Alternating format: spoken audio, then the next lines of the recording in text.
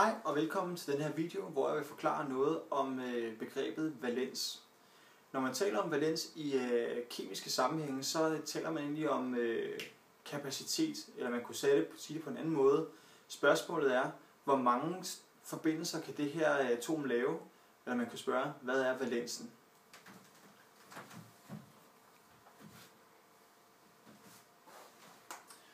Så hvad er valens? Jo, valens kan man sige er en slags kapacitet. Hvis vi lige skriver kapacitet heroppe. Eller hvor mange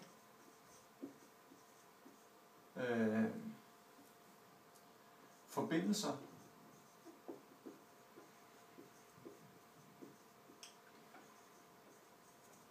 kan stoffet lave. Hvis vi tager et eksempel, carbon, så kan vi se, at carbon er grundstof nummer 6. Herinde forestiller vi os, der er 6 protoner inde i kernen, og der er 4 elektroner i yderste skal. Når vi taler om kemi, så er det altid den yderste skal, vi taler om. Ja, så man kan sige, at der er plads til 8 elektroner i yderste skal, og det er det, som alle stofferne går efter. For at carbon skal have opfyldt sin oktetregel, så vil carbon gerne have 8 elektroner i yderste skal. En måde, den kan det, der kan vi for eksempel lade carbon gå i forbindelse med hydrogen. Vi forestiller os, at kan man sige, elektronerne går sammen som et par. Her tegner jeg et hydrogenatom, og det samme gør jeg her. Og jeg tegner det sådan så det ser ud som om, at det viser, at hydrogen og carbon deler altså de her elektroner her. Sådan der. Lige præcis. Man kan sige, i forhold til oktet- og dubletreglen, hydrogen har kun én elektron i yderste skal, eller til, kan man sige, at den har kun én skal, så der skal man søge efter dubletreglen. Og som man kan se, så har det her hydrogenatom 2 elektroner inden for sin rækkevidde og opfyldt sin dubletregel, og det samme gælder for de andre hydrogenatomer.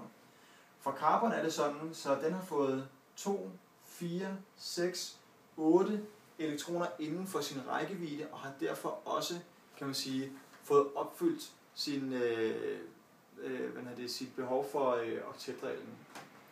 Man kan så sige, hvad er carbons valens så? Jo, carbon kan jo så danne forbindelse med 4 andre stoffer, indtil at, for at få opfyldt sin oktetregel, eller indtil oktetreglen er opfyldt. Det vil sige, at svaret er 4. Carbons valens er 4. Hvis vi tager et andet eksempel, for valensen er jo ikke ens for alle stoffer. Hvis vi for eksempel tager et stof som klor, så ved vi, at klor har mere end én skal, men vi bruger bare den yderste skal til at forklare, hvordan kemien ser ud. Og vi ved, at klor er i 7. hovedgruppe. Det betyder, at klor har 7 elektroner i yderste skal. Og det har jeg tegnet her. 1, 2, 3, 4, 5, 6 og 7. Hvis vi forestiller os igen, at klor går i forbindelse med hydrogen.